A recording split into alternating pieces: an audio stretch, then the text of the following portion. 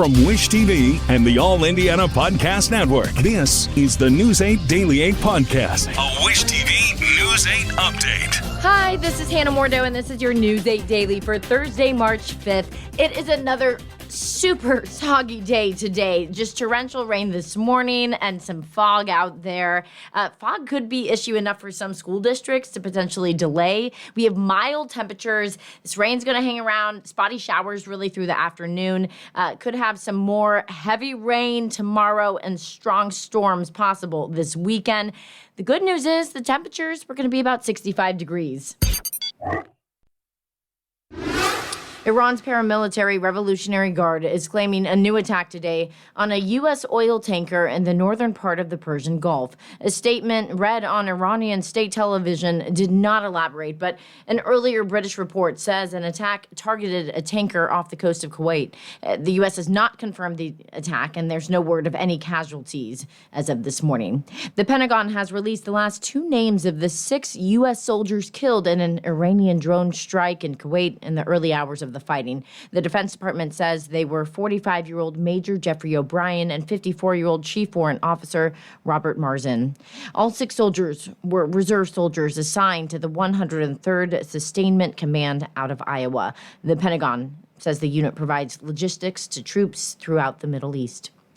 Happening today in Washington, the House is set to vote on a war powers resolution that could halt the U.S. operation in Iran. It comes a day after the Senate voted down a similar measure.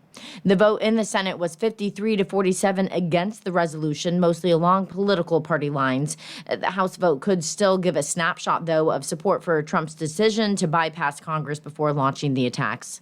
We were to put troops on the ground there, I think, and that would be something we'd look at and something that I don't think I would support. But currently, right now, I don't think it's risen to that level. The president who said just several months ago, in June of last year, that Iran's nuclear program had been completely and totally obliterated. That's the president's words. Did he lie to us then, or is he lying now? House Speaker Mike Johnson says Congress has not heard yet whether the White House will request an emergency funding bill to pay for the war in Iran. Indianapolis Congressman Andre Carson says he will not support a supplemental spending bill on Iran right now. Carson spoke to News 8 about the briefing Congress received on the fighting this week. He serves on the House Intelligence Committee and says that he worries the war could lead to terror attacks here on U.S. soil. As it relates to a local attack, I'm always concerned about an ongoing war, a never-ending war where our local assets could be jeopardized. Our stadiums could be vulnerable. Our major events could be used to make some symbolic point by extremist elements or lone wolves or even sleeper cells. Carson also says he does not believe that the Trump administration gave enough justification to launch the attacks. Republican Representative Jefferson Shreve is also responding to the briefing. He says yesterday's classified briefing on the ongoing strikes in Iran laid out the objectives, the operational picture, and the regional implications. From my seat on the House Foreign Affairs Committee, I'll continue pressing for clear objectives, strong force protection, and disciplined strategy in a timeline as events continue to unfold. Former Vice President and Indiana Governor Mike Pence is also weighing in on the conflict in the Middle East. In an interview last night with CNN, Pence praised President Trump despite their split over the 2020 election results. Pence says he believes that history will record that Trump made the right call when striking Iran. And I also want to commend President Donald Trump for having the guts to pull the trigger on this. But I can't say I was surprised. Well, I would say to you, we are at war with Iran because we made it clear in our administration, and it had been the policy of the United States for decades, that Iran could never be allowed to obtain a nuclear weapon. Many Americans and others are still stranded in the Middle East as the U.S. and Israel escalate the bombing campaign against Iran. Reed Binion reports.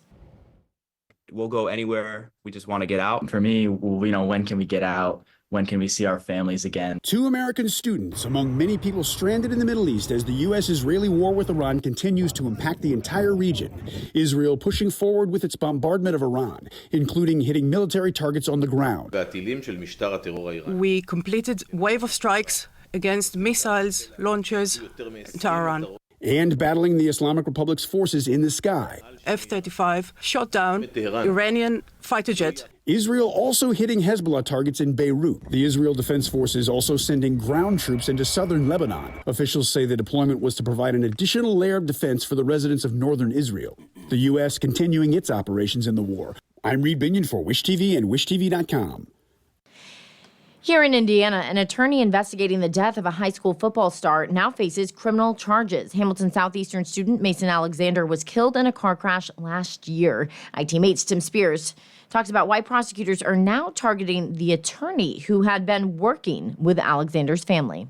Alexander's mother retained James Masur as an attorney after the crash to help navigate the criminal case against the driver involved in possible lawsuits.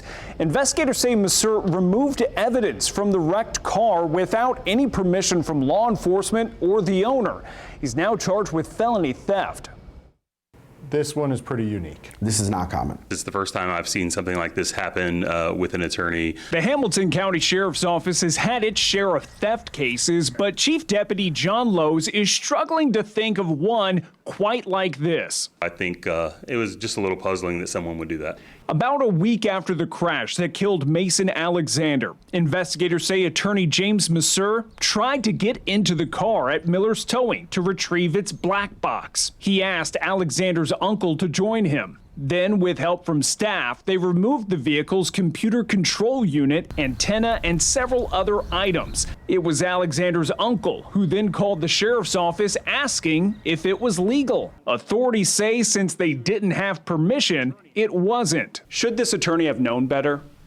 I believe so. The car belonged to Trey Williams' father. That's the 18-year-old driver who's agreed to plead guilty to felony reckless homicide. Fortunately, very luckily, it didn't impact our evidence in that case. Hamilton County Prosecutor Josh Coker says the allegations against Masur did not impact Williams' criminal case. So we dodged a bullet. Attorney Mario Masalamani isn't connected to the case, but sees this as an egregious example of an attorney stepping over the line. It's truly shocking. He worries Masur could have exposed Alexander's family to criminal liability or risked the damages they might seek in future civil lawsuits. Was his main concern the type of monetary damages he could get in a civil suit, or was his main concern trying to help the family? I've reached out to Masur multiple times for comment and have not heard back. He has a jury trial currently scheduled for July. In studio, Tim Spears for Wish TV and WishTV.com. Former Indianapolis Mayor Greg Ballard is getting back into politics. He announced yesterday that he plans to run for Secretary of State, but as an independent. News 8's Garrett Berquist talked to him. Ballard served 2 terms as mayor as a Republican, but he tells me he no longer believes either major party reflects what voters are looking for. When politics becomes this toxic, it's essential to have an independent voice overseeing our elections. Ballard says he wants to get partisan politics out of the work of the state's chief election officer. I really want to bring a different tenor to that office, if you will. I want it to be as nonpartisan as possible. I want to run it in a low-key manner and in a professional way. And also, the politics now are toxic. Can an independent candidate win in Indiana? Absolutely. Over the last few years, been over 240 independents run in the state of Indiana. 52% won their election. Over half won their election. Most people will be surprised at that number, but that's what happened. Hasn't happened on a statewide level, but locally it happens all the time. He says he would not endorse or donate to any candidate while in office. Ballard says he would create a voter guide for every election. It would include sample ballots and brief information about candidates and ballot questions. That isn't done in Indiana. It is done successfully in other states. We have such low voter turnout in Indiana, and I think a large part of that is because people don't know what's happening at the voting booth. They don't know what to do. They don't know the person. They don't know anything. So if we push this out to them, which I think is a really good idea, then I think we have a really good chance of increasing voter turnout. He'll have to gather signatures equaling 2% of the total number of votes cast in the last Secretary of State's race. That's about 37,000 signatures. He has until noon on June 30th to collect them. What do you say to people who say, well, if you're running as an independent candidate, all you're going to do is peel away votes from the Republican or Democratic nominee and allow the other major party to win? If I peel away votes, it's going to make sure that I win. That's the intent. I'm not trying to be a spoiler. I'm trying to win this race because I think it's important that the office be independent and nonpartisan and effective. Ballard won't have a final head count of his opponents until this summer. The Libertarian Party will nominate its Secretary of State candidate on March 21st. The Democratic and Republican parties will make their nominations in June. I'm Garrett Bergquist for Wish TV and WishTV.com. IMPD says it's expanding how it uses technology to monitor activity in the city. IMPD has installed 2 safety cameras at Washington and Alabama Street and Washington and Pennsylvania Street. Cameras are connected to IMPD's real-time crime center, where officers can monitor the city and communicate with other police officers. IMPD says the new cameras will help them respond faster and more efficiently. We see activity that's taking place that's either criminal or suspicious, we can dispatch officers. Public safety cameras are just one part of our total investment in technology. We've got public safety cameras, license plate readers, drones, real-time crime center, trailer cameras. All of these help advance the work of our officers on the street. A local nonprofit that works with police to invest in technology funded the new cameras.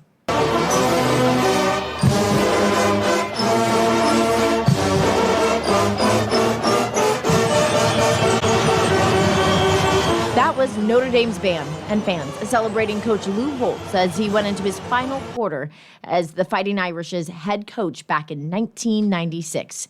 Notre Dame announced that Holtz died yesterday in Orlando, Florida. Holtz helped lead Notre Dame out of a period of mediocrity and back to a college football powerhouse.